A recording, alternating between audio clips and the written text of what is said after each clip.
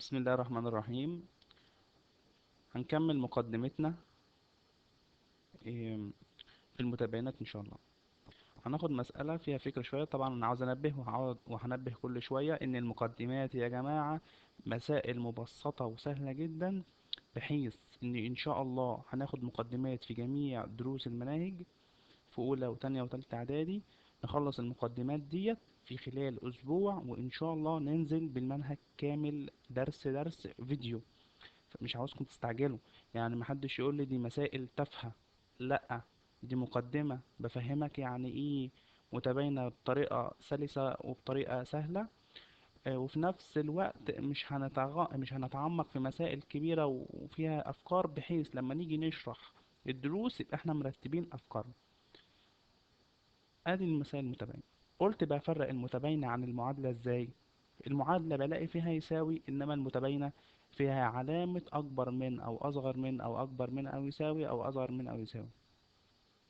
طرق حل المعادلات والمتباينات واحدة. بعمل ايه؟ باخد العدد اللي فيه سالب او موجب واطلعه بره بعكس الاشارة. طب هنا سالب 3 يبقى هيطلع بعكس الاشارة، تبقى ايه؟ موجب 3. قلنا عكس الاشارة يعني ايه؟ لو هي سالب هخليها موجب، ولو هي موجب هخليها سالب. تمام. يبقى بنزل نص س زي ما هي، أكبر من أو يساوي. الستة تنزل زي ما هي.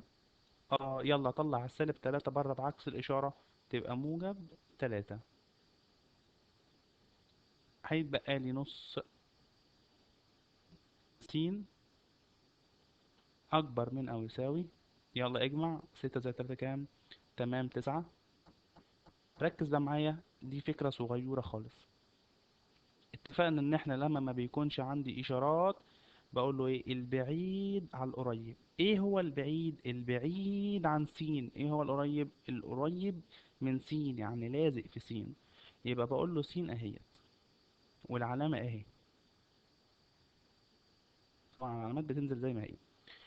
التسعة ده اسمه البعيد على القريب اللي اسمه ايه؟ نص. ايوه، يعني س، كمل هنا،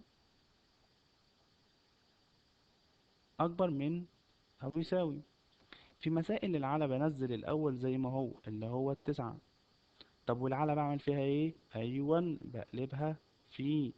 طب الواحد على اتنين هتبقى، اقلب اللي بعد العلى هتبقى اتنين على واحد فيها الاتنين. يبقى س اكبر من او يساوي 9 في 2 ب18.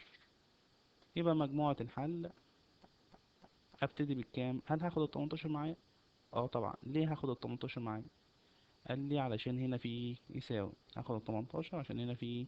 سواء. هيبقى 18 و19 و20 الى ايه؟ الى ما لا نهاية. صعب الكلام ده؟ ان شاء الله ما يصعب.